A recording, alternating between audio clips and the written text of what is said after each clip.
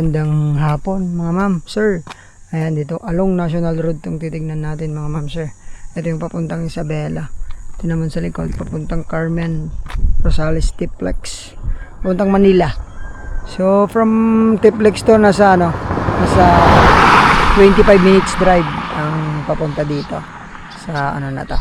Tapos from Manila to 3 hours naman. So ito na pagitnaan to ng Balungaw tsaka Umingan.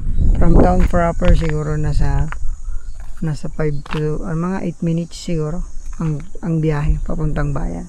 Pero ito pwedeng mag-business dito, mga ma'am sir. Dahil dito, business area. May mga kainan diyan.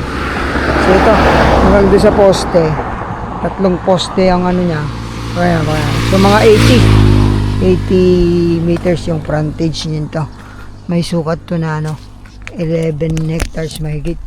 Ito yung loob niya, plat na plat. Tingnan natin dun sa loob.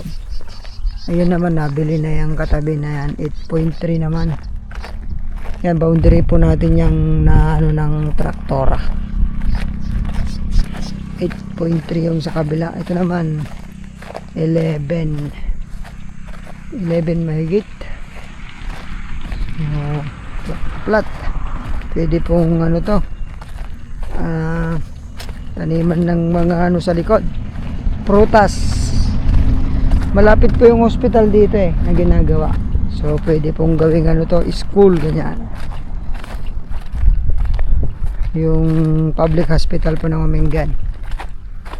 Hanggang doon kuya, alang hanggang dulo pa. Siyempre mahaba to, 80. May 1 kilometro yung haba nito. 80 times 1 kilometer nasa lang, nasa 8 hectares lang. Ayan po hanggang dun. Ayan po yung mga poste na yan. Yan, mga muhon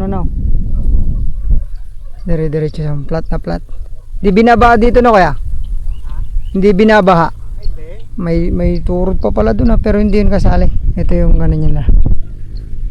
O nasa atin yung plano.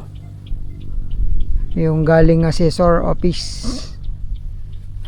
Po. 11 hectares mahigit. Ayan, dire-diretso yan. Puntahan natin yung nasa likod kaya. May back to back road po kasi. Sir. Back to back siya. Dito si 80. Sa likod, mas maluwang yung frontage. Mas maluwang siya doon. Kabisado mo doon kuya? Oo. Sa likod. Puntahan po namin yung nasa likod para makita nyo. Pero ganyan na po yung style na yan. May plat, may burol konti. Pwedeng to, pabahay. Kasi national road siya.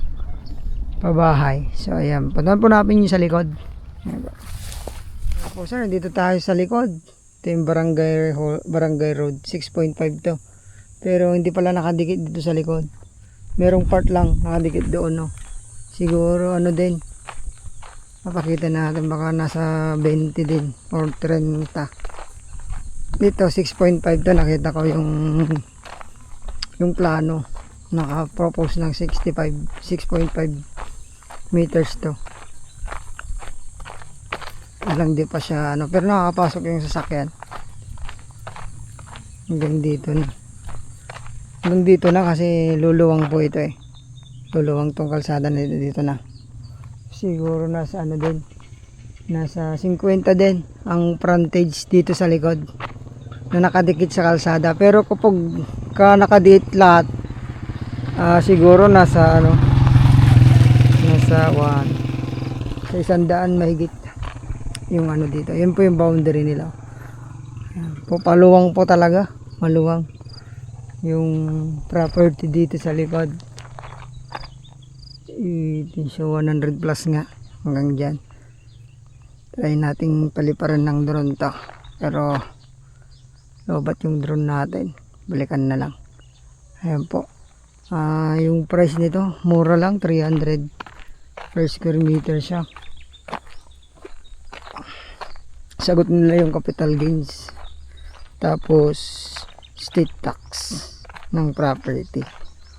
At Tapos yung title po nila pala nito sir, ano, American title. Pero may record pa naman.